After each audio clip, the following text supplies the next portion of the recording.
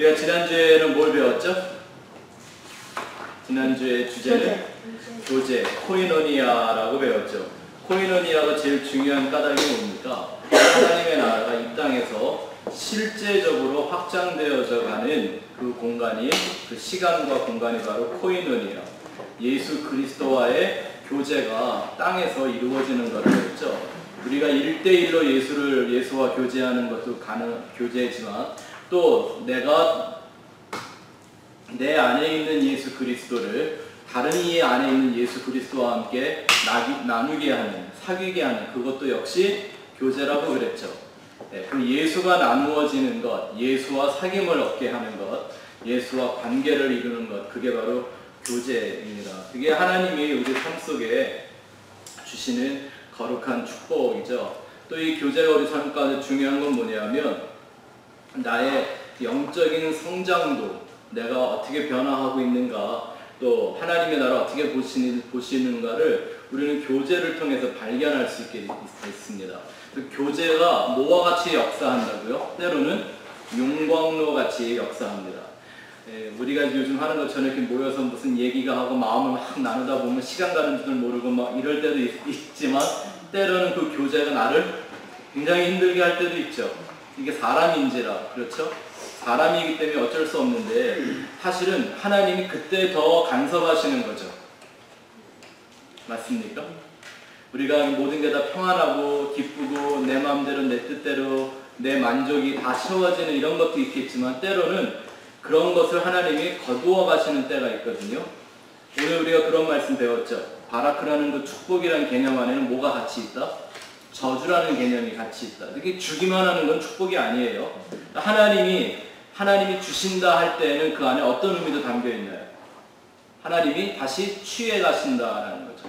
그래서 우리 욥의 고백을 노래도 많이 하잖아요. 주신 이도 하나님이시요, 또 취하시는 이도 하나님이시니. 하나님은 우리에게 주실 것은 주시고 뺏을 건 뺏어 가시는 거예요. 십자가가 뭐라 그랬죠? 살릴 건 살리고 죽일 건 죽이는 거예요. 그게 십자가란 말입니다. 그것이 우리 삶 가운데 일어나는 실제적인 자리가 있으니 그게 성도의 교제이기도 하다라는 겁니다. 하여튼 이 교제를 통해서 우리가 서로를 하나님 앞에 온전한 자로 세워가는 그런 삶을 여러분들이 꾸준히 살아가시게 되기를 바랍니다. 이 교제를 하기 위해서 교제 안에 아주 중요한, 우리가 이렇게 주님 안에서 교제를 하면서 정말 중요한 건 뭐냐면 이제 이 교제 다음에 전도라는 주제가 나오는 게 아주 중요한 겁니다. 그죠? 교제는 뭐 하는 자리예요? 전도하는 자리예요. 전도가 바로 또 뭐예요? 교제하는 거예요. 그렇죠? 이게 꼭 오른팔 왼팔 같고 오른발 왼발 같은 거예요.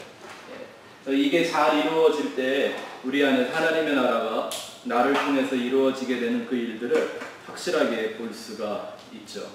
근데 이 전도 그러면 많은 분들이 어렵게 생각하는 이유 중에 하나가 뭐냐면 저걸 어떻게 하든지 꼬셔갖고 달려가서 교회까지 데리고 와야 돼. 야,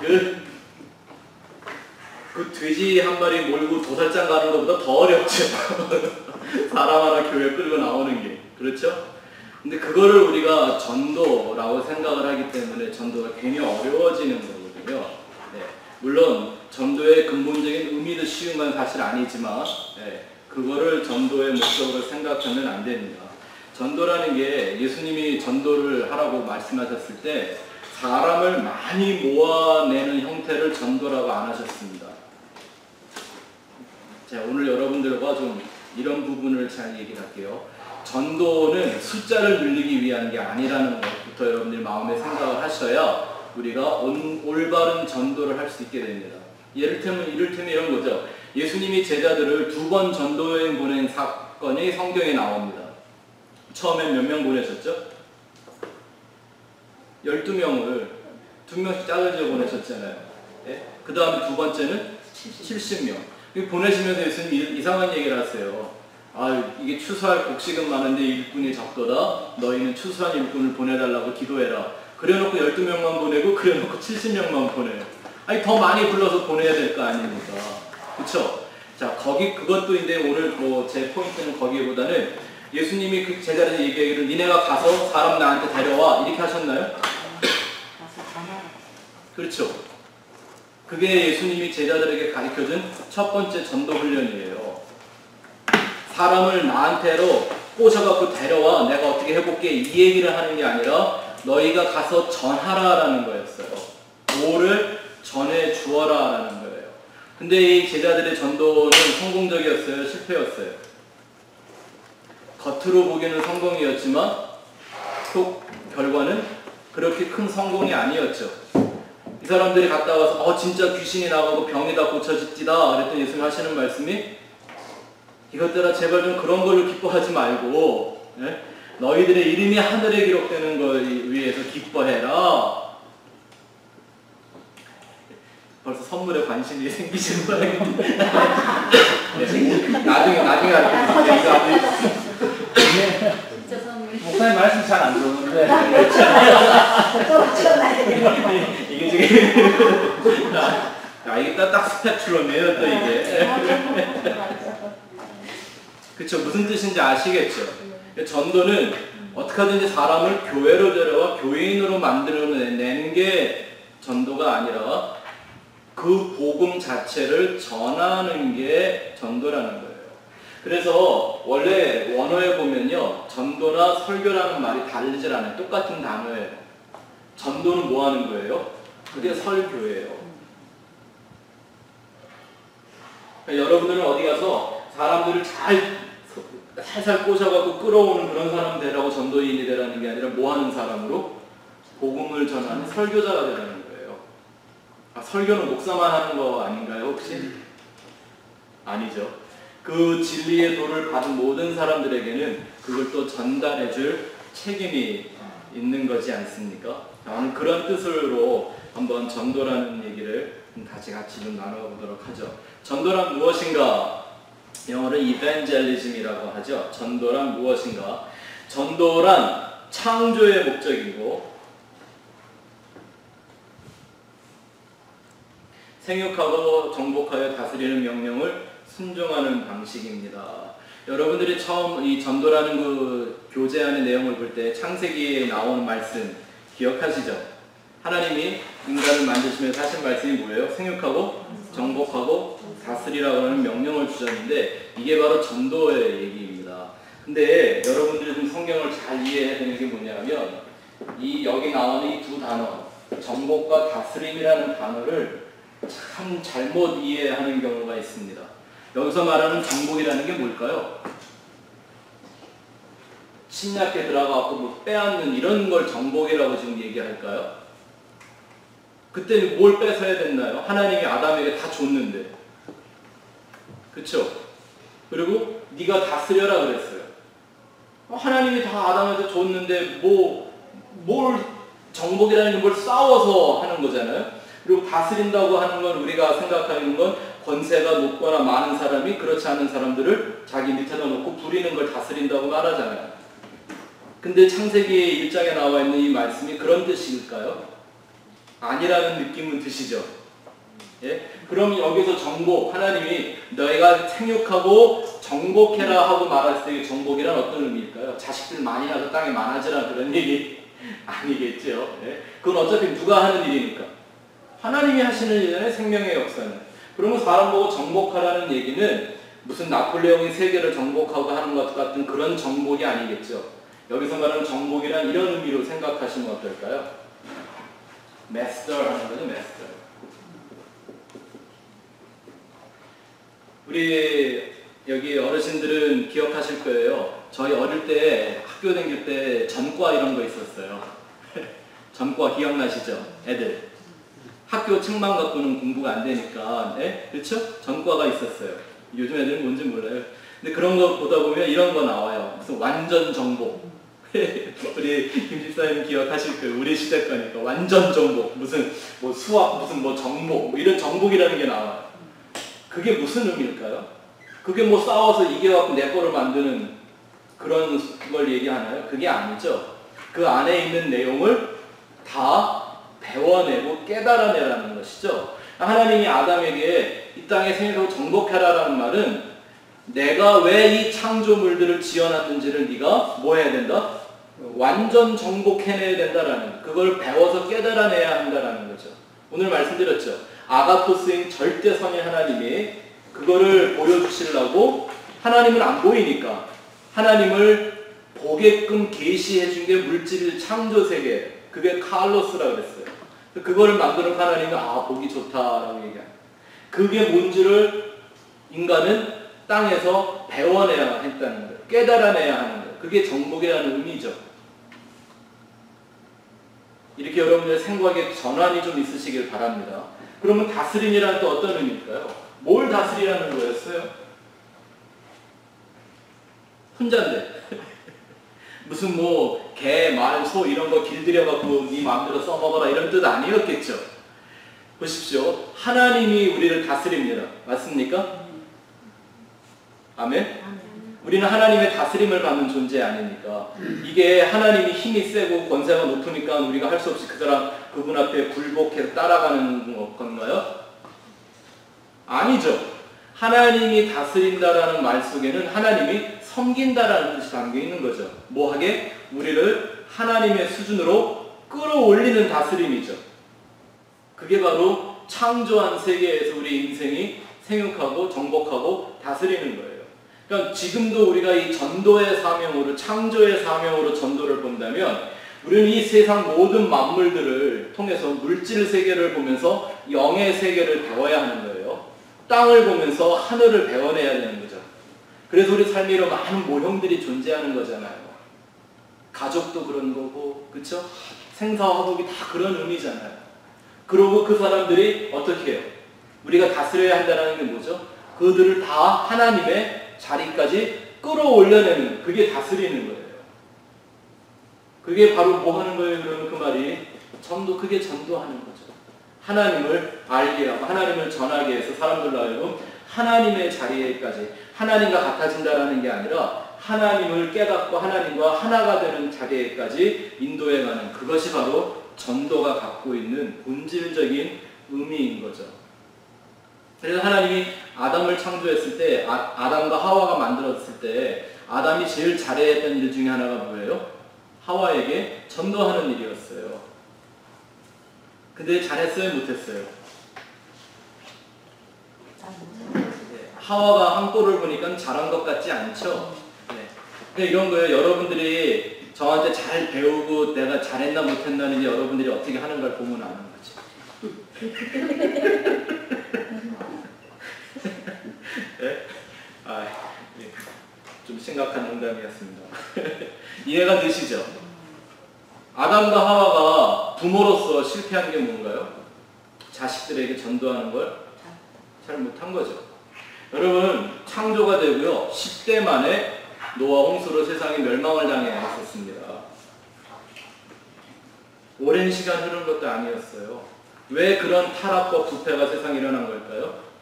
전도의 실패죠. 그쵸? 노아 홍수가 일어난 후에 8식구, 4부부가 살아서 다시 인류를 이루어가기 시작합니다. 근데 왜 오늘날 전 세계는 이렇게 불신을, 하나님을 모르는 세계가 만들어진 걸까요? 조상 중 누구 하나가 전도에 실패했기 때문이죠. 이런 질문하는 분들이 있어요. 세종대왕 같고 이순신 같은 분들은 천국에 가야 합당한 거 아닙니까? 그분들은 복음을 들었으면 다 믿었을 뿐인데. 맞죠? 그럴지도 모르죠. 제가 생각할 때는요, 석가모니도 복음을 제대로 들었으면 정말 하나님 잘 믿었을 사람이에요. 하나님에 대한 그 진리라는 체계에, 철학에 가장 가까이 간 사람 중에 하나거든요. 자기 힘으로. 근데 뭐를 못 들어서? 예수의 복음을 듣지 못해서. 이게 조상 문제죠, 이게. 하나님의 문제가 아니라. 자, 그 다음부터 한번 가서 볼게요. 그 다음 줄. 아담의 첫째 특권이 하나님과의 교제였다면, 그렇죠. 아담만이 하나님의 형상을 갖고 하나님과 1대1로 교제할 수 있었죠. 그렇다면 그에게 주어진 첫째 사명은 뭐였습니까? 네, 전도였습니다. 하나님이 아담에게는 도를 하나만 가르쳐 주셨습니다. 뭐였죠? 선악과 따먹지 마. 이거 하나 가르쳐 줬는데 홀라당 따먹었습니다. 사람은 그렇게 실패하는 존재죠. 그 다음 줄 한번 가서 보죠. 인생을 완성하는 최선의 방법은 그래서 하나님의 전도자가 되는 것입니다. 하나님을 전하는 사람. 그게 처음 하나님이 아담을 만든 창조 목적이거든요. 아담은 거기서 실패했거든요. 그걸 회복하기 위해서 예수님이 왔고 그 예수 그리스도를 통해 우리는 다시 생명의 도를 받아 하나님의 자녀가 됩니다. 그 아담의 자리로 돌아가는 거죠. 그렇다면 우리는 여기서 성공해내야 되는 게 바로 이 도를 분명하게 전해내는 거죠. 자, 두 번째 2번에 가서 한번 보시죠. 그렇다면 전도란 또 무엇인가? 그것은 하나님을 가장 기쁘시게 하는 일이죠. 하나님을 가장 기쁘시게 하는 일. 누가복음 15장 7절 읽어봅시다. 시작. 내가 너희에게 이르노니 이와 같이 죄인 한 사람이 회개하면 하늘에서는 회개할 것 없는 의인 아홉의 말미암아 기뻐하는 것보다 더 하리라. 이 말은 하늘에 있는 의인 99보다 땅에 있는 하나가 중요하다 이런 말 아니죠. 네. 그만큼 가치 있는 일이라고 말씀하시는 한 영혼의 그 가치를 최상급으로 하나님이 올려놓는 거죠.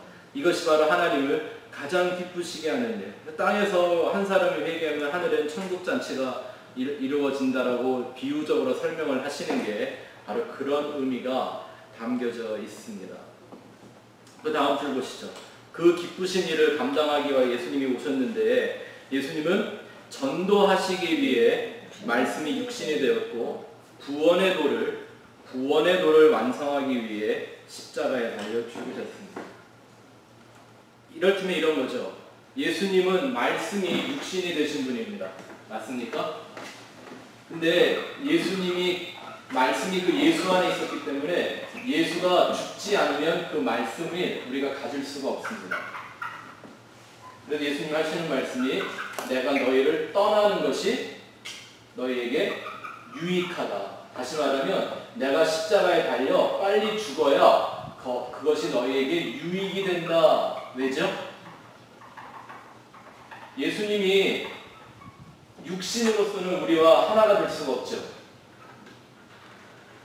뭐가 되셔야만? 다시 영이 되셔야만 우리 안으로 들어오시는 존재가 될 수가 있죠. 네? 그래서 예수님이 끊임없이 그런 말씀하셨어요. 그날에는 혹은 때가 되면 내가 진리의 영으로 너에게 다시 오겠다. 그때는 너희와 내가 하나가 될 거다. 근데 육신의 예수님은 안 되잖아요. 그래서 그 말씀이신 예수님이 구원의 도를 완성하기 위해서 십자가에 달려 죽으시는 겁니다. 이 원리가 왜 중요하냐면 우리 개인의 삶이 이렇게 자기를 부인하고 십자가를 지는 삶을 살아내는 그 자체가 그게 전도라는 거예요.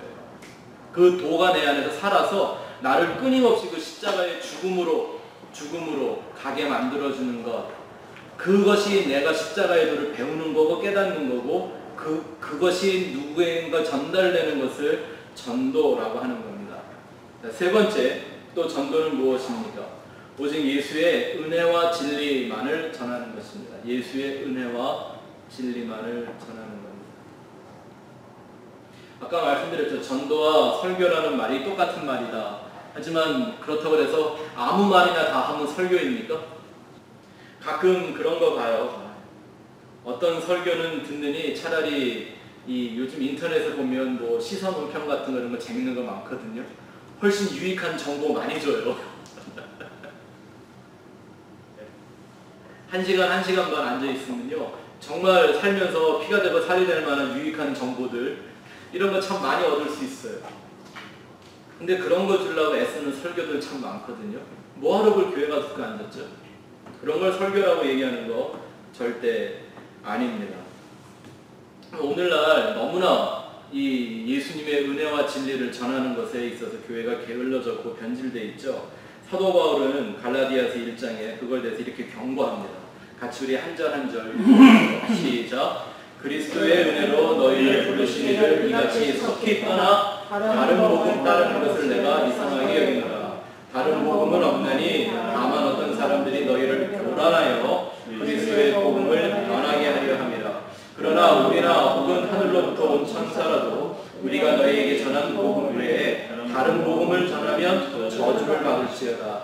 우리가 전에 말하였거니와 내가 지금 다시 말하노니 만일 누구든지 너희가 받은 것 외에 다른 복음을 전하면 저주를 받을지어다. 이제 내가 사람들에게 좋게 하랴 하나님께 좋게 하랴 사람들에게 기쁨을 구하랴 내가 지금까지 사람들의 기쁨을 구하였다면 그리스도의 종이 아니니라. 형제들아 내가 너희에게 알게 하노니 내가 전한 복음은 사람의 뜻을 따라 남긴 것이 아니요 이는 내가 사람에게서 받은 것도 아니요 배운 것도 아니요 오직 예수 그리스도의 계시로 말미암은 것이라. 아멘. 거기에 다른 복음이라는 말에다가 밑줄을 그어보시기 바랍니다. 다른 복음을 전하는 사람들이 있다라는 거예요. 근데 문제가 뭔지 아십니까? 다른 복음을 전하는 사람이 나는 다른 복음을 전해요 이러고 말합니까? 혹시 그 사람은 자기가 전하는 게 다른 복음인 줄 알고 전할까요? 진리로 거듭나지 못한 사람들이 사람의 말로, 여기 나와 있잖아요. 사람에게 배운 거로, 네? 사람의 말로, 사람의 뜻을 따라 전하는 건 복음이 아니에요. 그걸 설교라고 하는 게 아니라 그걸 전도라고 하는 게 아니라는 겁니다. 제가 여러분한테 아까 우리 박 권사님이 구원에 대한 얘기를 한번 리마인드를 해줘서 참 좋은데, 제가 말씀드렸었죠. 목사가 되고도 예수님을 개인적으로 영접했거나 구원에 확신이 없는 사람 제가 많이 만나봤다고요. 네? 그러니 맨날 성경 펴놓고 사람들 위로하고 격려하는 얘기만 하는 거예요. 조엘 오스틴 같은 것처럼. 근데 자기들은 그게 진짜 복음이라고 철저하게 믿거든요. 네? 오히려 더 성숙한 믿음인 줄, 복음인 줄 알아요. 그래서 이 마지막 시대는요, 분별할 줄 알아야 하는 겁니다. 또 고린도 후서 11장 가서 보죠. 시작. 만일 누가 가서 우리가 전파하지 아니한 다른 예수를 전파하거나 혹 너희가 받지 아니한 다른 영을 받게 하거나 혹은 너희가 받지 아니한 다른 복음을 받게 할 때에는 너희가 잘 용납하는구나. 예수 그리스도를 잘 모르면 이런 다른 예수, 다른 복음, 다른 영을 전하는 거에 빠져들어갈 수가 있게 되죠. 나도 모르게. 왜냐하면 사실 이런 것들이 나를 만족시켜주는 거거든요. 내 인생에 필요한 거라고 생각을 한단 말입니다. 근데 그런 걸 받으면 다 어디 갈까요? 다시 한번 말씀드리지만 천국은 자기의 어떤 종교나 공로라는 짐을 지고 온 사람들에게는 절대 문을 열어주지 않습니다. 어떤 사람들에게만? 예수의 십자가를 지고 있는 사람에게만 그 문을 열어주는 것이 천국 문입니다. 그래서 우리는 예수 아는 것에 창념해야 하는 것이죠. 자, 또 이런 얘기는 예수님도 하셨습니다. 오늘 우리가 좀 이 아침에 생각해 봤던 부분들인데 한번 볼까요? 마태복음 22장 13절 15절 시작. 화이슬 진저 외식하는 서기관들과 바리새인들이여 너희는 천국문을 사람들 앞에 닫고 너희도 들어가지 않고 들어가려 하는 자도 들어가지 못하게 하는도다. 없음. 화이슬 진저 외식하는 서기관들과 바리새인들이여 너희는 교인 한 사람을 얻기 위하여 바다와 육지를 두루 다니다가 생기면 너희보다 배나 더 지옥 자식이 되게 하는도다. 우리가 아침 예배 때 생각해본 말씀이죠. 근데 보세요. 바리새인들이 천국문 가로막으려고 생각하고 한 건가요? 작정하고? 아니죠. 누가 이런 얘기를 나는 지금 일부러 너네 천국 못 들어가게 하려고 내가 이거 하는 거야? 라고 얘기하겠습니까? 모르는 거예요. 모르는 거. 그럼 모르는 사람들한테 배우지 마세요. 큰일 나는 일이에요. 근데 재밌는 게 뭐냐면 이게 성경을 번역하는 사람들도 정말 답답한 게 여기 보니까 14절에 없음 이렇게 나와 있죠. 근데 14절에 없지 않아요. 있는데 일부러 번역을 안 하는 거예요. 왜 그럴까요? 뭔가 찜찜하니까 안 했겠죠? 제가 14절을 그래서 그 밑에 적어놨어요. 제가 번역을 해갖고 읽어볼까요? 시작. 서기관들과 바리새인들 거기 있죠? 14절. 맨 위에 시작. 서기관들과 바리새인들 위선자들아 너희에게 화가 있을지어다. 너희가 바보들의 집을 삼키고 거칠애로 길게 기도하나니 그런즉 너희가 더 큰 정죄를 받으리라. 이 말씀이 원래 있어요. 없는 게 아니에요. 근데 이런 말을 빼버렸어요. 왜냐하면 이런 종교적인 형태를 갖고 자기를 보호해야만 했던 시대가 있는 거예요. 로마 가톨릭이나 전통과 형식이나 예복이나 예식이나 이런 것으로 자기를 감추어야 할 시대가 있었기 때문에 성경에서 불편하니까 이런 걸 번역을 아예 없애버리고 없음 이렇게 써놓은 거예요. 아, 왜 이런 얘기를 안 하여튼 제가 이런 얘기를 말씀을 드리는 건 뭐냐면 무엇 전도를 한다는데 전도라는 일이 중요한 게 아니라 무엇을 전하는가가 중요하다라는 거예요. 그래야 그것이 전도라는 거죠. 근데 전도를 열심히 하는데 잘못된 걸 전하면 그게 오히려 뭐 하는 거예요? 천국문 막아버리는 거예요. 오히려 지옥 가게 만드는 거라는 거죠. 이런 말씀들이 있기 때문에 요즘 소위 말하는 종교다원주의, WCC, 종교통합 이런 게 말이 안 되는 거죠. 네? 그 사람들이 하는 게 이런 거예요. 종교다원. 어떤 성경을 우리가 해석을 복음적으로 십자가 중심적으로 좀 본질적으로 하잖아요. 그러면 이렇게 반문을 하는 사람들이 있어요. 뭐 어차피 성경이라는 게 이렇게 저렇게 해석이 다 되는 거 아닙니까? 이렇게 해도 되고 저렇게 해도 되고 다 좋게 하면 되는 거 아닌가? 이런 말을 하는 거예요. 거기서부터 시작된 게 종교다원주의입니다.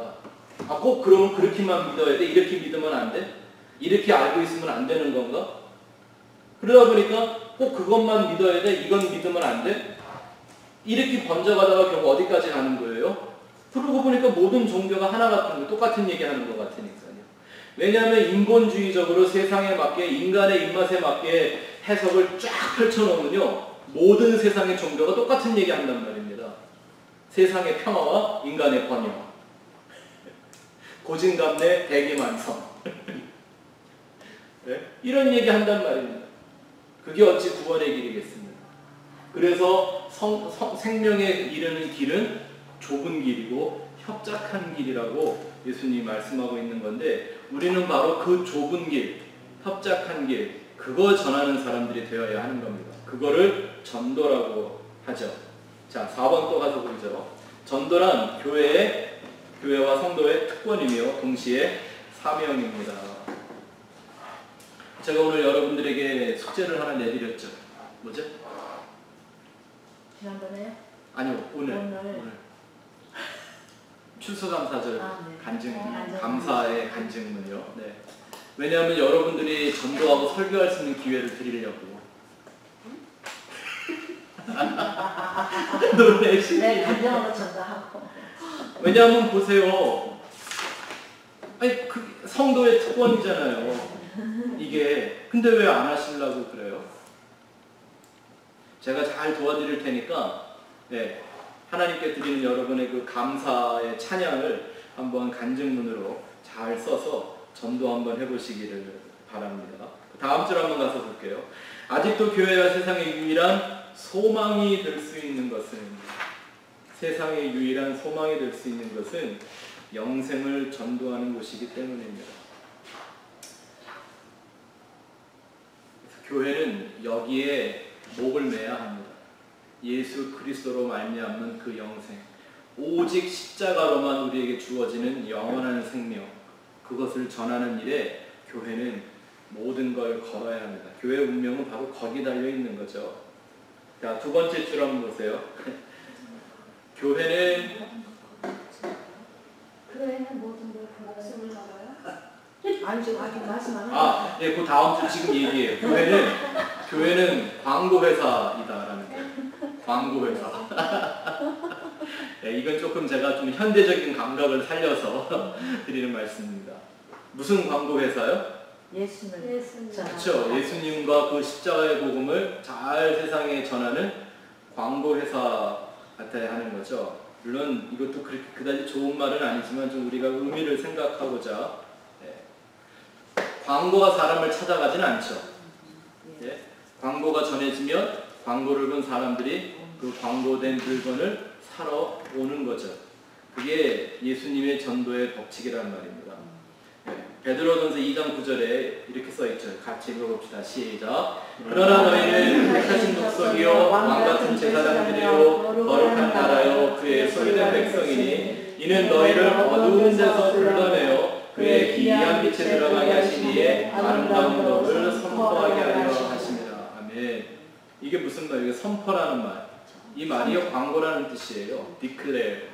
여기 보니까 우리가 성도로서 살아가야 되는 삶의 내용들이 여기 다 담겨져 있죠. 그렇죠? 첫 번째는 택하신 족속이요.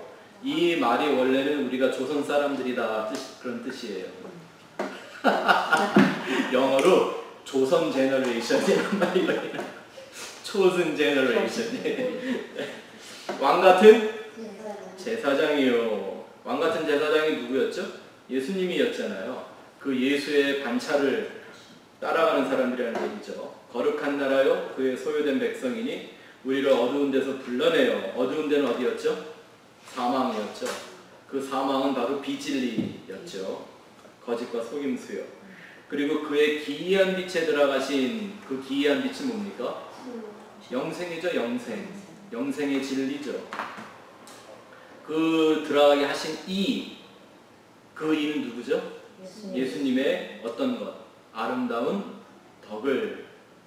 여기서 덕이라는 말이 뭐라 그랬죠? 지난주에 배웠는데 덕은 우리 조선말에 뭐 덕스럽게 하다 뭐 덕담을 하다 이런 얘기가 아니라 그랬어요. 덕이라는 말은 집을 세운다라는 말이었잖아요.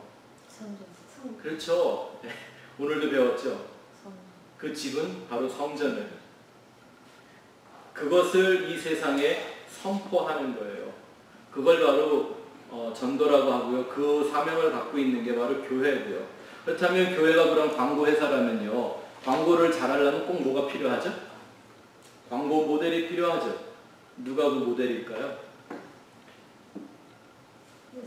우리 옆에 사람한테 빨리 얘기해 주십시오. 당신이 그 광고 모델입니다.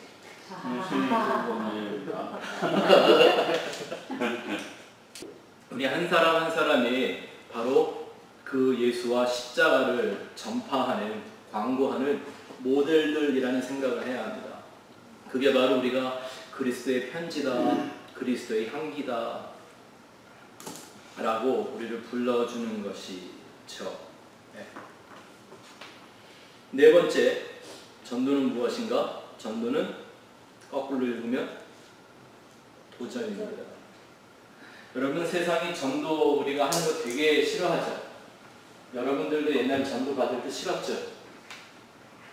기억도 안 나세요? 싫었죠. 난 취미 없다고 그랬어요.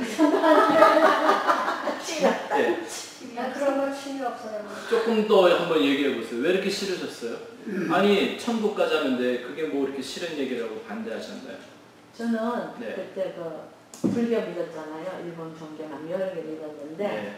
저한테 그 미국에 오니까 이제 한국에서는 그 별로 경험 못했는데 미국에 오니까 막 전도를 하더라고, 교회 다니시는 분들. 그래서 제가 그랬어요. 사람을 배신해도 마음을 상하게 하는데 부처를 배신하고 어떻게 한다 그랬어. 그랬는데 열심히 믿게 됐습니다.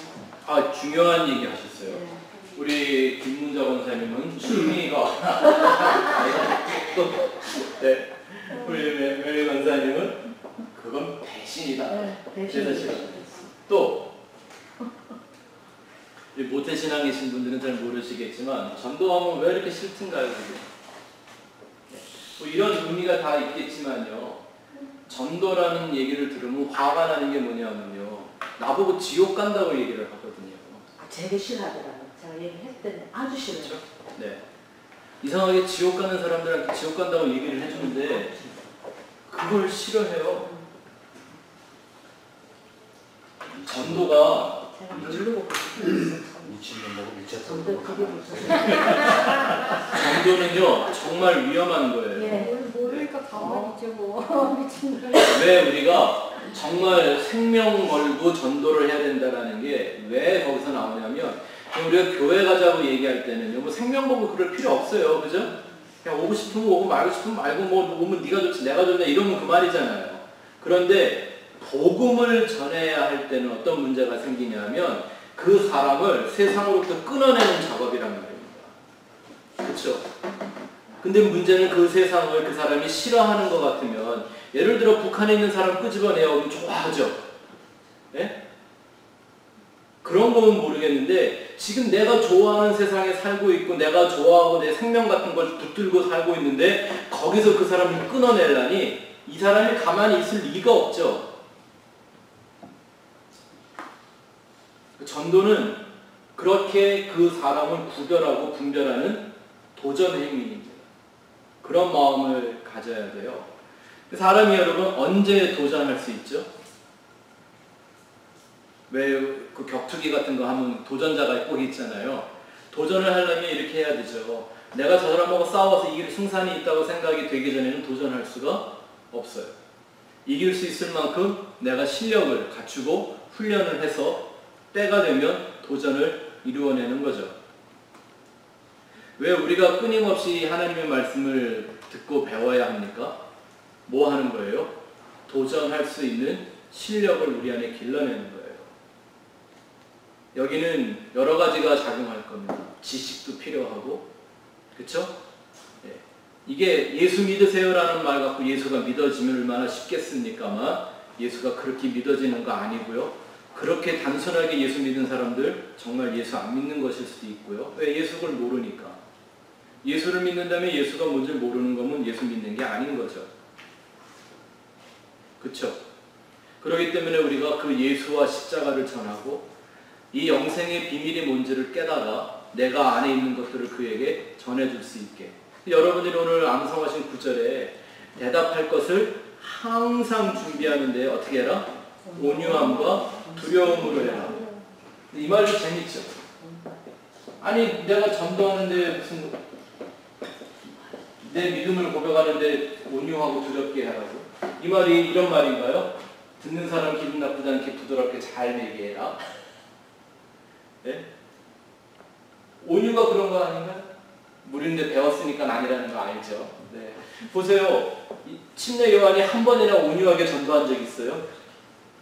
침례 요한 이랬네요. 어이, 독사의 자식들 반갑소. 그랬어요? 네? 네? 이 예수님이 어이 마귀 자식들 오래간만이요 이러면서 전도하셨나요? 그런 거예요?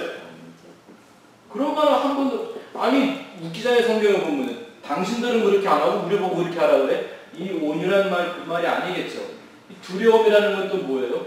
전도하다가 잘못하면 묻어 맞을 수 있으니까 경계심을 바짝 세우고 하라, 그런 말인가요? 아니죠. 우리 온유란 말이 뭔지 배웠죠. 온유한 자가 복이 있나니 저가 땅을 기업으로 얻을 것이다. 그게 바로 전도에 관한 얘기잖아요. 그렇죠? 온유라는 말이 뭐라고요? 하나님의 말씀에 온전히 순복하고 말씀대로 되어지는 것, 그거를 온유라고 그랬죠. 그러니까 온유하게 하라는 말은 원래 이게 온유라는 말 자체가 별로 좋지가 않은데, 온유하게 말씀을 전하라는 거는 무슨 거예요? 하나님의 말씀대로만 해라. 두렵다라는 것은 두려움의 대상은 누굴까요? 그렇죠. 전도를 받는 자가 아니라 말씀을 주신 하나님이죠. 내가 지금 그 하나님의 말을 전하는데 누굴 제일 두려워해야 될까요? 하나님을 가장 두려워해야죠. 그게 바로 전도고 구원으로 인도하는 설교가 될 수가 있는 거죠. 여러분들이 이런 훈련들을 끊임없이 해야 돼요. 이걸 뭐 특별히 전도 훈련으로 받아서 되는 게 아니라 여러분들이 날마다 삶으로 예수 그리스도를 경험하고 체험하고 하늘의 양식을 먹으며 그걸 계속 여러분들 안에 살아 움직이게 만들면 하나님은 때를 얻든지 못 얻든지 여러분들에게 그 말씀의 은혜를 주시고 그것이 그냥 여러분들을 통해서 세상으로 흘러가는 거예요. 말씀하셨죠? 나를 믿는 자는 성경에서 이름같이 생수가 그 배에서 흘러 넘쳐나가리라. 그러니까 나를 많이 채우고 있으면 자연히 흘러나가게 돼 있다는 거예요. 근데 우리가 전도할 때 보면 항상 뭐가 안 되냐면요. 분명히 내가 많이 듣고 배워서 간 것 같은데 대화하다 보면 늘 쫄려. 쉽게 말하면 말빨이 딸려. 왜 그럴까요? 내용이 없는 지식만, 말만 배워갖고 가면 안 된다는 거죠. 근데 거기에 뭐가 있으면? 내 안에 나의 지정의, 나의 인격과 성품이 녹아져 있으면 그 사람이 무슨 말을 하든지 나는 항상 하나님의 말씀을 온유하고 두렵게 전할 수가 있게 되는 거죠. 그렇게 도전을 하게끔 되죠. 그래서 그 사람들을 사망의 그늘에서부터 하나님의 생명의 빛으로 나오게 만드는 전도자가 될 수 있는 것이죠. 자, B에 한번 가서 보죠. 그러면 우리가 이 전도자가 되려면 어떤 심령을 갖고 나가야 되는가? 우리 안에 항상 어떤 심령이 있어야 하는가? 1번, 하나님의 마음을 가진 자가 되어야 합니다. 하나님의 마음. 가장 위대한 전도자는 하나님이십니다. 오늘 이런 구원이라는 책을 잘 준비를 해주셨는데요. 여러분들이 이런 것들이 다 뭐예요? 여기 있는 내용들이 뭐 100% 다 완벽한 진리라서가 아니라 이런 내용들을 가지고 여러분들이 믿음의 삶의 그 영생의 진리를 조금이라도 체계화를 하고 그것을 여러분의 것으로 만들어내고 나면 어느 날 어느 때 누구를 만나든지 여러분의 복음을 분명하게 전할 수 있기 때문이죠. 하나님의 마음을 가지는 게 그만큼 중요한 겁니다. 다음 줄, 한 영혼을 천하보다 사랑하는 하나님의 마음과 열심이 필요하죠. 그 마음과 그 열심이요. 이게 내 안에서부터 시작되어야 합니다. 내가 먼저 사랑해야 될 이웃은 어디 있다고요? 내 안에 있다고요. 내 안에. 예수 그리스도로 말미암아 거듭난 나. 아멘. 나는 그 존재를 사랑해야 돼요. 막 좋아서 미쳐라 이런 얘기가 아니고 그를 성전으로 만들어내는 것에 나는 열심을 다해야 됩니다. 우리에게 필요한 열심은 바로 그런 열심이죠. 자, 이사야서 6장 8절 읽어볼까요? 시작. 내가 또 주의 목소리를 들으니 주께서 이르시되 내가 누구를 보내며 누가 우리를 위하여 갈고 하시니 그때에 내가 이르되 주여 내가 여기 있나이다 나를 보내소서 하였더니. 이건 언제 일어난 일입니까? 하나님이 이사야가 성전에서 일할 때 천사들과 함께 나타나셨어요. 뭐만 보여주셨어요? 하나님의 옷자락만 살짝 보여주셨어요. 사람이 하나님의 옷자락 정도는 볼 수가 있어요. 하나님을 볼 수가 없는 거지. 그때 하나님의 옷자락을 보자마자 하나님의 임재를 느끼자마자 이사야가 제일 먼저 동시에 깨달은 게 뭐였죠?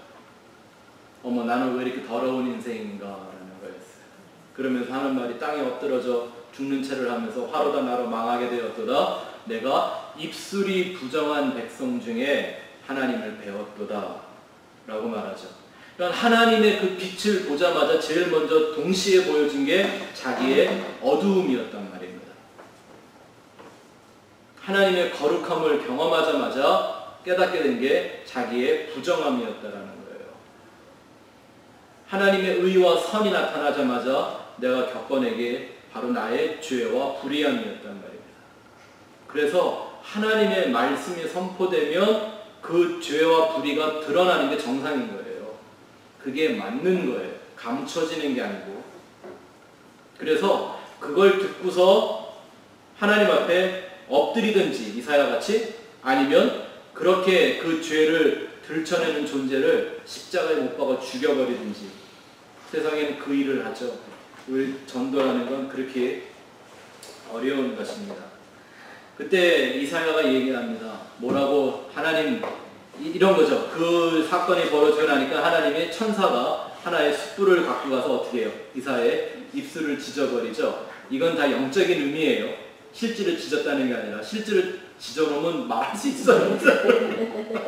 참도 못해서. 네, 참도 못하잖아요. 네. 그 뭐 찢었다는데 아팠단 말도 없고 뭐 이게 다 이게 이런 성경을 너무 문자적으로 이렇게 뭐 보면 답답하죠. 네. 그러고 나서 이사야의 그 죄가 사해지고 나니까 다시 말하면 이사야가 자기의 죄가 뭔지를 온전히 깨달아 놓고 나니까 하나님이 이렇게 하시는 거예요. 먼 산 바라보면서 아 누가 내 마음을 알아가서 전할꼬. 누구밖에 없는데 이사야밖에 없는데 누구 들으라고 하시는 소리예요? 참 이사야가 눈치도 없지. 하나님 뭐 옆쪽 동네 개똥이라도 잘할 텐데 이렇게 안 하고 내가 여기 있사오니 나를 보내서 그랬어요. 근데 여러분들 이사야서를 읽어보시면 아시겠지만 하나님이 이사야를 전도자로 보내시죠. 선지자로 세워 보내셨단 말입니다. 근데 그 이사야가 전했던 복음은 뭐죠? 이사야를 통해 계속 하나님이 전하라고 했던 전도의 내용이 뭐였어요? 이래요. 너는 그 인생들에게 가서 나한테 오지 말라고 그래라. 그게 이사야가 하라는 전도의 내용이었어요. 기억 안 나세요? 예레미야도 마찬가지였잖아요. 너는 가서 말하지 마라. 저들이 네 말을 듣고 나한테 돌아올까 봐 무섭다. 네 말 듣고 나한테 돌아오면 내가 돌격해서 죽여버릴지 모르니까 절대 나한테 오지 말라고 그래라. 그렇게 해서 보냈다니까요. 이사야서 이렇게 얘기하면 이것밖에 생각이 안 나실 거야. 내가 너를 의로운 오른손으로 붙잡아 주리라. 굳세게 하리라. 놀라지 말라. 두려워 말라. 내가 너와 함께. 이사야 그것만 생각나시죠? 아주 성경을 읽었던 폭넓게 저는 읽으세요. 53장 말씀 기억나요. 53장 말씀, 네. 그죠? 예수님에 대한 말씀. 네. 또 58장에는 금식에 대한 말씀도 나오고. 이사야서가 굉장하죠. 이사야서가 몇 장으로 돼 있어요? 66장이에요. 1장부터 39장까지는 구약에 관련된 말씀이고요. 40장부터 66장까지 39, 27이잖아요. 이거는 예수님에 대한 얘기를 하고 있어요. 40장에 딱 시작할 때가 위로하라 위로하라 위로하라 내 백성을 위로하라. 누가 오시는 거예요? 위로자, 보혜사, 예수님이 오시는 걸 얘기하고 있고요. 60장부터 66장까지는 마지막 종말과 심판에 대한 얘기가 그 안에 다 들어가 있거든요. 근데 놀라운 건 하나님이 이사야한테 단 한 번도 그들에게 구원의 메시지를 전하라고 한 적이 없어요. 오히려 심판의 메시지예요. 그런 사람들이 또 그 복음을 전하면 희한하게 그 들은 사람들이 회개하고 돌아오는 거예요. 미국에 그런 설교자가 있었죠. 자나튼 에드워드라고 하는 사람이요. 이분은 미국의 2대 부흥을 일으켰던 사람이죠. 1대는 무디 목사님이고요. 근데 이 자나튼 에드워드의 제일 유명한 설교가 뭔지 아세요? 지옥 설교예요. 지옥 설교. 자나튼 에드워드는 이 지옥 설교를 갖고 자기 부흥회를 다 댕겼어요. 근데 그 당시에 기록이 있는데 이 사람이 지옥 설교를 얼마나 무섭게 하는지 사람들이 앉아있다가 무서워갖고 의자 밑에 내려와서 덜덜덜 떨고 그랬었대요. 근데 오늘 누가 그렇게 설교해봐. 그 교회 망해죠, 망해. 네? 몇 번 안 그랬어요. 그래도 들을 수 있는 사람 가죠. 그게 전도라니까요. 그래 사람들의 귀에 맞는 소리를 해주는 게 아니라 하나님의 마음을 그 열심을 전하는 게 바로 전도다라는 얘기를 그래서 드리는 거예요 지금. 자, 또 밑에 줄 한번 보세요. 전도는 발로 하는 것입니다. 입이 가기 전에 먼저 뭐가 가야 돼요? 몸이 가야죠. 네, 발로 가는 거죠. 그래서 이사야서 52장 7절엔 이런 얘기를 쓰고 있습니다. 그 밑에 읽어보죠. 좋은 소식을 전하며 평화를 공포하며 복된 소식을 가져오며 구원을 공포하며 시온을 향하여 이르기를 내 하나님이 통치하신다 하는 자의 산을 넘는 발이 어찌 그리 아름다운가. 이게 이 신과 발이 어디에 또 나오죠? 에베소서에 보면 전신갑주를 입으라. 그러놓고 발은 무슨 신을 신느라? 평안의 복음으로 예비한 신. 평안의 복음으로 예비한 신이라는 말의 뜻은 뭐예요? 여기서 말하는 평안은 인간들끼리의 평안을 말하는 게 아니라 하나님과 인생 사이에 원수의 관계가 깨어지고 평화가 회복되는 그 평안을 말하는 거죠.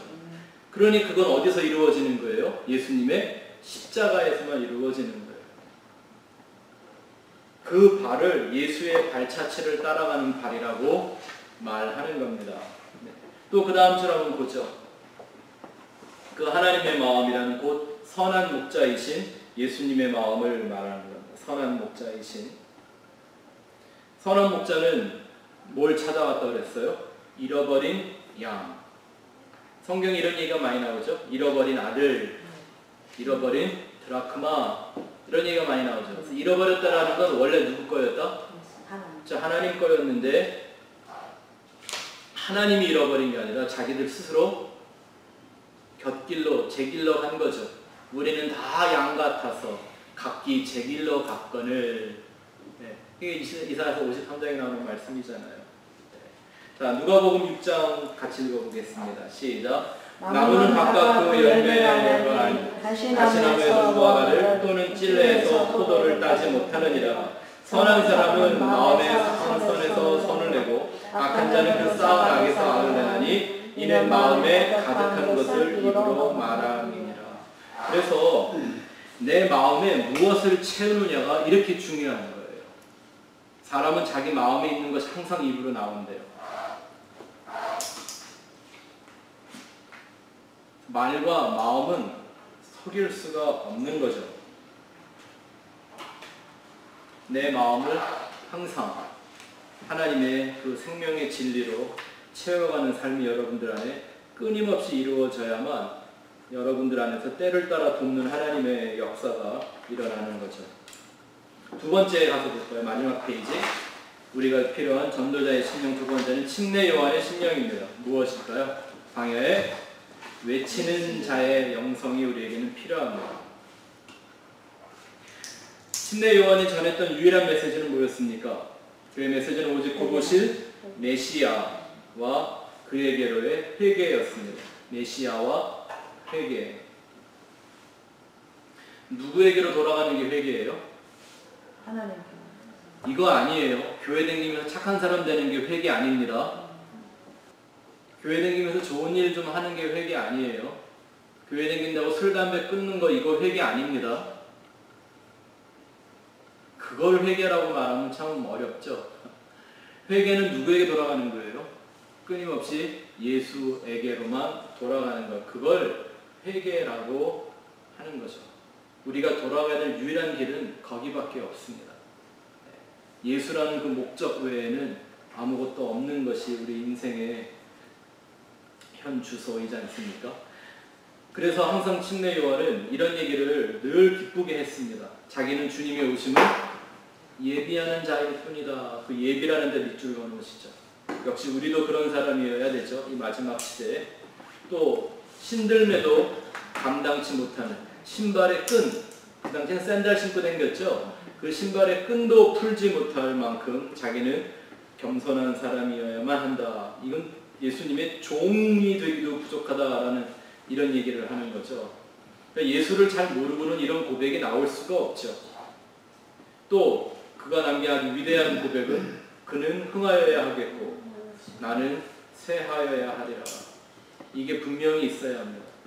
여러분, 제가요 어렸을 때 젊었을 때 혈기가 왕성할 때는 전도를 제가 제 자랑하고 싶어 한 적이 많았습니다. 전도를 한 게 아니라 지금 생각해보면 토론을 하고 논쟁을 했어요. 말로 이겨버리려고. 재밌는 게 말로 이기면 그 사람이 져서 예수 믿게 될 줄 알았었어요. 아, 참, 제 실제로 있었던 간증이에요. 제가 90년도에 미국에 와서 신학교 다니면서 91년도인가요? 2년도인가 하와이에 가면요 야미라고 하는 코리안 바베큐 굉장히 성공한 집이 있습니다. 아주 음식을 맛있게 잘하거든요. 돈 무지하게 벌었죠. 근데 그 야미 바베큐를 하는 집안의 조카가 저보다 한 살이 많았는데 어떻게 제 여동생이 학교에 가서 클래스에서 그 사람을 만났다가 나를 소개해줘서 둘이 친구가 됐어요. 근데 이 사람이 집안은 교회를 다니는데 자기는 교회를 안 다녀요. 어릴 때 교회를 다니다가 교회에서 이런저런 모습을 보고서는 뭐 이 교회가 이래 이러면서 교회를 떠난 사람이에요. 저랑 좀 비슷하잖아요. 근데 그때 막 예수 믿고 막 혈기가 왕성하죠. 죽어도 예수만 전하다 죽겠다고 이러던 그때라 제가 아무 생각 없이 그 친구한테 한번 전도 좀 하자고 집에 데리고 와서 밥을 맛있게 먹여놓고 이제 철학적으로 논리적으로 막 예수 믿어야 된다는 얘기를 유실론 무실론부터 시작을 해갖고 창조론 진화론 뭐 이런 거 해갖고 막 있는 대로 그 사람하고 논쟁을 해갖고 제가 한 3시간을 싸워서 이겼어요. 그 한 살 많은 형님이 나한테 뭐라 그러냐면 야 김전도사야 내가 네 말 들어보니까 예수 믿어야 되겠다. 예수 믿는 게 맞다. 이러더니 그 다음에 뭐라는지 아세요? 근데 네가 하는 걸 보니까 기분이 나빠서 못 믿겠다.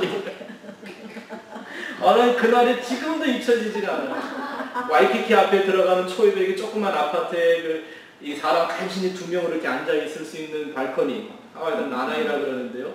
거기 둘이 이렇게 앉아갖고 음료수 마셔가면서 한 3시간을 목이 탈 정도로 떠들어갖고 결국 토론을 내가 이겨냈는데 그러는 거예요. 기분이 나빠서 예수님. 진짜 그리고는 제가 하와이를 97년도 말에 떠날 때까지 교회를 안 다니는 거예요. 제 마음에 얼마나 이게 부담이 있는지. 왜냐하면 저 형이 나 때문에 토론하고 져서 기분 나빠서 예수를 안 믿게 되면 그 사람 지옥 가게 만든 게 누가 되는 거예요? 이건 젊은 전도사가 뭣도 모르고 힘과 정성을 다해서 전도했다가 한 사람 지옥 보내게 생기는 무식했죠. 저도 그런 때가 있었어요. 그래서 제가 98년도에 이제 선교지를 떠나 있는데요. 이 전도에 대한 얘기를 할 때마다 그 형 생각이 나갖고 얼마나 그 형을 위해서 늘 기도했나 모르겠어요. 그러다가 제가 2002년도에 하와이로 돌아갔잖아요. 한 3개월인가 있었는데 그 형이 암만 수소문을 해도 없더라고요. 그런데 아시는 분은 아실 거예요. 하와이는 섬이 7개예요. 와이키키라는 그 호놀룰루 시가 있는 섬은 오하우라고 하고 그게 3번째 큰 섬이에요. 화산섬이 있는 큰 빅아일랜드, 그게 이름이 하와이고 또 그 다음 2번째가 마우이라는 섬, 연예인들 많이 와서 사는. 근데 마우이의 비즈니스가 잘 돼갖고 이 형이 마우이의 매니저로 갔다는 거예요. 한 4개월인가 있다가 어느 날 이렇게 제가 앞에서 예배를 인도하려고 시작했는데 환영하고 인사를 하는데 이렇게 들어와 앉는 거예요. 그 형이 하는 말이 네가 선교지 갔다는 얘기를 듣고 조금 있다 마우이를 갔는데 거기서 아주 좋은 목사님을 만나갖고요. 예수님 영접하고 교회 집사가 됐대요. 그 얘기를 듣는데 얼마나 좋은지. 전도는 그렇게 싸우는 건 아니에요. 전도는 전쟁이 돼서는 안 되더라고요. 다만 이런 세례 요한과 같은 신령은 우리에게 필요해요. 그 영혼을 정말 불쌍히 여길 수 있는 긍휼히 여기는 마음. 그죠? 긍휼히 여기는 자는 복이 있나니 저가 하나님의 위로를 받을 것입니다. 그 긍휼함이 우리 안에서 흘러나갈 때 하나님이 역사하는 거예요. 나의 지혜로운 말이 역사하는 게 아니라. 사도 바울이 그러잖아요. 내가 너에게 복음을 전할 때 사람의 지혜로운 말을 하지 않았음은 오직 하나님의 능력으로 했다. 그게 그 말인 거거든요. 자, 또 그 다음 가서 한번 볼까요? 3번째, 씨를 뿌리는 자의 마음을 갖는 것입니다. 씨 뿌리는 자의 영성이 필요하죠. 마태복음 13장 24절 시작. 예수께서 그들 앞에 또 비유를 들어 이르시되 천국은 좋은 씨를 제밭에 뿌린 사람과 같으니. 시편 시작. 눈물을 흘리며 씨를 뿌리는 자는 기쁨으로 거두리로다. 울며 씨를 뿌리러 나가는 자는 반드시 기쁨으로 그 곡식단을 가지고 돌아오리로다. 아멘. 씨라는 것이 이런 중요한 의미가 있죠. 씨에는 뭐가 있습니까? 생명. 그렇죠. 씨라는 것은 생명을 품고 있는 거죠. 그래서 씨를 그 흙 속에 딱 던져놓으면 거기서 살아있는 건 생명을 갖고 태어나게 되죠. 복음이 전파되는 그것을 주님은 이렇게 비유해서 말씀하시는 겁니다. 그리고 우리는 심어놓으면 누가 길러요? 하나님이 기르시죠. 고린도서 3장에 보면 바울이 얘기하기를 나는 심었고 아볼로는 물을 주었다. 아볼로는 뭐의 상징이에요? 아볼로는 그 당시에 가장 뛰어난 설교자였어요. 유창한 웅변가였다고요. 그래도 그건 뭐 하는 것밖에 아니다? 물 주는 것밖에 안 된다. 자라나게 하시는 일은 누가 해요? 하나님이 하시는 거죠. 그래서 우리는 뭘 전해야 돼요? 좋은 말을 전하는 사람들이 아니라 생명 있는 씨를 전해야 하는 거죠. 그 생명의 씨는 또 누구를 의미해요? 예수님. 네, 그 하늘의 미랄 대신 그 예수 그리스도를 그의 심령에 던져주는 거예요. 지금 계속 말씀드리는 거예요. 우리는 예수를 전하는 메신저들이 되어야 한다는 거예요. 그 밑에 설교자가 되려고 하지 말고 순수한 전도자가 되십시오. 제가 보니까 물론 아까 그런 말씀 드렸어요. 원어적으로 설교와 전도는 똑같은 의미다. 근데 우리가 현재 갖고 있는 설교자라는 그 누앙스가 좀 다르죠. 우리는 설교자 그러면 어떻게 생각해요? 좋은 말들을 정말 많이 만들어서 아주 멋진 퍼포먼스를 해주는 사람 이렇게 생각하잖아요. 그럴 필요가 없다니까요. 거칠어도 여러분의 심령을 살게 만드는 그 예수 그리스도를 증거하는 게 바로 진정한 씨를 뿌리는 자가 되는 거죠. 네 번째, 빛과 소금의 영성이 있어야 합니다. 빛과 소금의 영성. 우리가 산상수훈에서 잘 배웠습니다. 빛과 소금이 되려고 흉내내려고 하지 말고 내가 이미 빛과 소금으로 창조됐음을 정확하게 인식하는 게 중요합니다. 소금은 뭘 의미한다고 했습니까? 구원과 심판의 언약. 소금은 항상 그 언약을 말하는 거죠. 민수기 18장 19절을 읽어봅시다. 시작. 이스라엘 자손이 여호와께 거제를 드리는 모든 선물은 내가 여호와 모세의 음식으로 너와 내 자녀에게 주노니 이는 여호와 앞에 너와 내 후손에게 영원한 소금 언약입니다. 아멘. 자, 이건 뭐 우리 산상수는 잘 배웠으니까 빨리빨리 지나갈게요. 빛은 또 뭘 의미합니까? 영원한 진리와 생명의 근원이라는 거죠. 빛은 영원한 진리와 생명의 근원입니다. 여러분 이거 아세요? 빛이 약하면 좀 우습습니다. 근데 빛이 강하면 눈이 부십니다. 그래서 그 빛을 가리는 걸 하면 안 돼요. 우리의 빛은 하나밖에 없죠? 누구예요? 예수와 십자가라는 빛밖에는 없죠. 근데 괜히 우리가 쓸데없는 것으로 그 빛을 가리우면 될까요? 아니요. 그래서 요즘 세상이 예수라는 빛을 우습게 보는 겁니다. 요한복음 12장 46절 시작. 나는 빛으로 세상에 왔나니 너는 나를 믿는 자로 어두움에 거하지 않게 하려 함이니라. 아멘. 사도행전 13장 47절 시작. 주께서 이같이 우리에게 명하시되 내가 너를 이방의 빛으로 삼아 너로 땅 끝까지 구원하게 하리라 하시느니라. 아, 여기 글로벌한 얘기가 또 나오네. 근데 여기서 땅 끝은 어디를 땅 끝이라고 말하는 거예요? 지구가 동글동글한데 땅 끝이 어디 있어요? 끝이. 북극이 끝인가요? 아니요.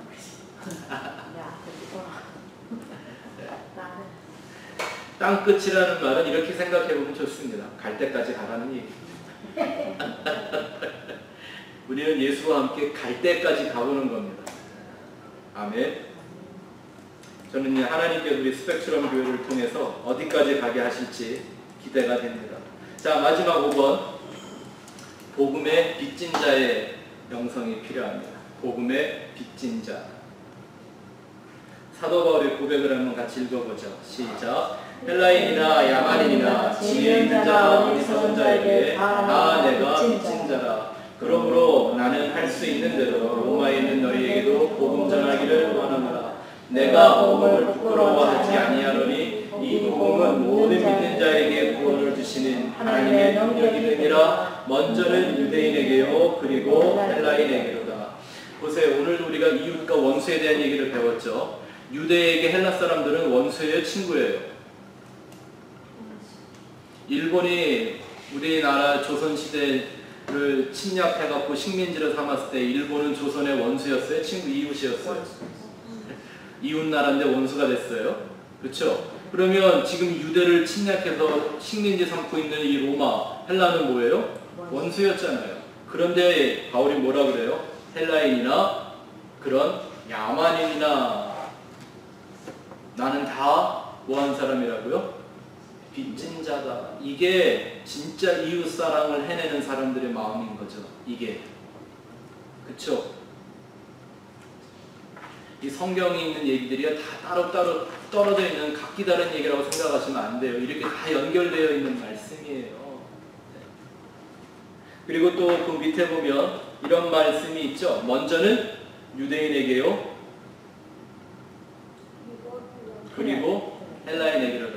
또 이런 얘기를 했더니 어떤 사람들은 복음이 유대에 먼저 전해져야 된다. 뭐 이런 얘기 하는데 여기서 그리고라는 말은요.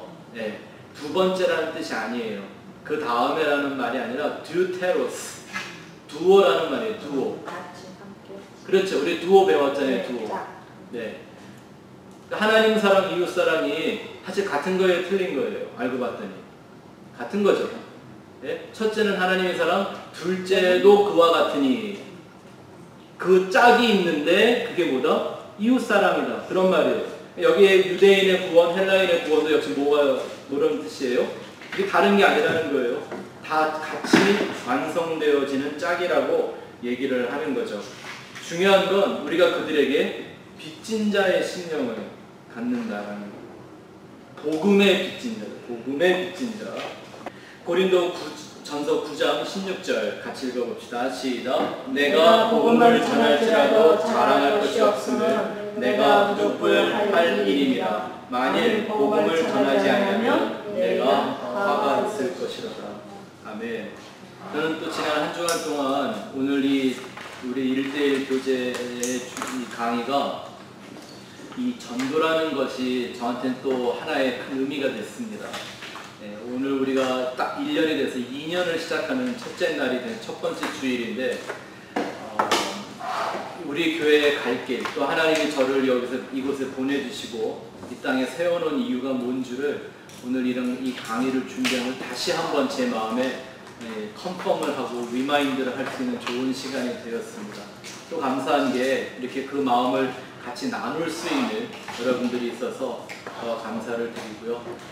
지난 1년도 참 하나님의 큰 은혜와 축복을 맛봤는데 이 두 번째 해에도 우리를 통해 하나님께서 이 십자가의 복음을 얼마나 증거해 주시고 또 우리로 하여금 이 전도의 일을 하게 하실지 좀 기대가 됩니다. 아멘. 전도에 대해서 뭐 궁금하신 질문이나 나누고 싶은 말씀 있으신가요?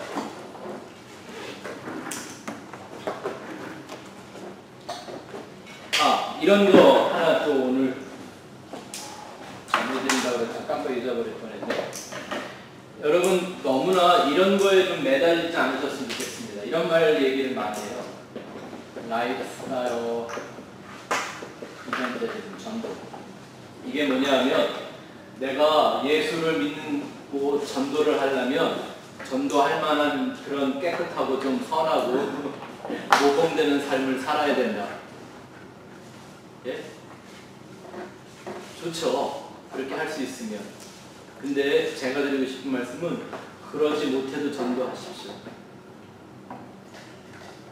내가 그렇지 않더라도 솔직히 인간이 전도할 만큼 깨끗하고 완전해지려면 얼만큼 해야 되죠? 전도 못하. 예를 들어 만약에 제가 아는 저의 모습을 보면 저는 전도한다는 자격이 되는 사람일까요? 아닐까요? 안 하고 싶어요. 정말 두려워요. 예수님이 그랬거든요. 야고보서에 보면요. 말씀을 가르치는 자들이 하나님 앞에 더 엄한 심판을 받는데요. 하기 싫어. 같은 하나님 믿는데 왜 나는 엄한 심판이 준비되어 있는 길을 가냐고요. 네? 그걸 보고 날 보면 나는 설교할 자격이 되는 사람이 안 되는 사람이에요. 한번 생각해도 자격이 안 돼요. 천국과 지옥을 교류가 나머지 시켜야 돼요. 그래서 그럼 얼마나 좋겠어요? 제일 빠른 거. 제일 빠른. 제가 우리 조선족들 선교할 때 그때는 막 정말 젊고 막 너무 힘들고 어려우니까 막 말 안 듣고 밴드 내는 그 조선족들 제가 막 그런 기도했다니까 이름을 불러가면서 하나님 저 사람 오늘 잠을 잘 때 지옥 꿈에라도 지옥에 한번 갔다 오게 해주세요. 근데요 그 기도가 응답이 확실하죠 뭐. 확실하죠. 오히려 그 사람은 복이 있지. 역시 제대로 신앙생활 할 거 아니에요. 그냥 이런 사람들이 젊은 애들인데도요 교회를 왔는데 이렇게 완전히 다크서클이 여기 턱까지 내려와갖고 이러고 와서 앉아있는 애들이 있어요. 그러면 왜 그래요? 그러면 목사님 만나고 일주일 동안 잠을 못 잤어요. 선교지에는 하나님 그런 역사를 하는 거예요. 붙잡아놓고 3분 5분 잠깐 대화하고 전도를 하는데 그 소리를 듣고 간 사람들 속에서 성령의 역사를 하는 거예요. 그런 것도 필요해요, 집사님. 예, 그런 사람이 있으면 꼭 기도해 주세요.